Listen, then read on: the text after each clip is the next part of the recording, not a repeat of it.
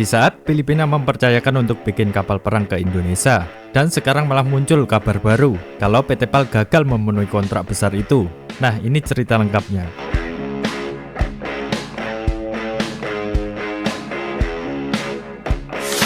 Jadi beberapa tahun lalu, Filipina lagi sibuk nyari kapal perang baru. Mereka butuh armada gede yang bisa angkut pasukan, bisa jadi rumah sakit darurat, bahkan bisa dipakai operasi kemanusiaan. Dan kejutannya, bukannya beli ke Eropa atau Amerika, Filipina justru lirik ke Indonesia, tepatnya ke PT PAL Surabaya. Di tahun 2022, Filipina resmi tanda tangan kontrak, bukan satu, tapi 2 kapal perang, bertipe Landing Plafond Dock alias LPD. Kapal ini bukan kapal ecek-ecek bro, ukurannya raksasa, bisa angkut tank, helikopter, sampai ratusan marinir. Bahkan orang-orang penting Angkatan Laut Filipina sampai datang ke Indonesia buat ikut acara potong baja pertama di tahun 2023. Bayangin, petinggi militer rela turun gunung cuma buat lihat lembaran baja dipotong jadi kapal. Itu tandanya mereka serius banget buat proyek ini. Lanjut, Januari 2024, PT PAL bikin acara kilaying alias pemasangan lunas kapal pertama. Ada upacara, ada koin ditaruh di lunas kapal, sirine dibunyikan, semua simbolis banget. Nggak lama kemudian, kapal kedua juga masuk tahap kilaying. Semua orang optimis, wah proyek ini bakal lancar jaya.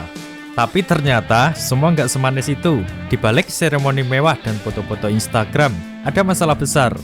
Menurut laporan Jenes di Agustus 2025, PT PAL Indonesia ternyata gagal memenuhi 4 tonggak utama kontrak, alias jadwal peluncuran dan pengiriman 2 kapal baru buat Filipina, atau bahasa gampangnya molor.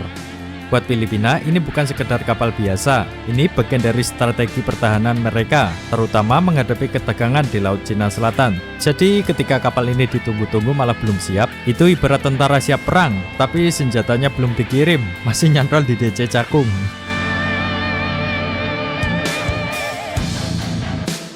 Yang lebih nyesek lagi, Filipina sebenarnya pilih PT PAL karena sudah puas dengan 2 kapal sebelumnya, BRP Tarlac dan BFI Davao del Sur. Kapal-kapal itu dianggap sukses, makanya kontrak kedua kapal ini semacam repeat order karena mereka percaya sama kualitas Indonesia.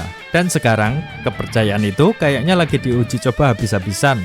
Jadi kenapa ini bisa gagal? Apakah karena manajemen, masalah teknis, atau ada faktor politik dan ada yang ikut main? Yang jelas ini bukan sekedar soal kapal, ini soal nama baik industri pertahanan Indonesia di mata dunia. Kalau berhasil, PT PAL bisa jadi pemain besar di pasar internasional. Tapi kalau gagal, bisa-bisa negara lain mikir 2 kali buat pesan kapal ke Indonesia. Nah, menurut kalian, apakah ini masih bisa diselamatkan? Atau udah jadi bencana diplomasi industri pertahanan kita?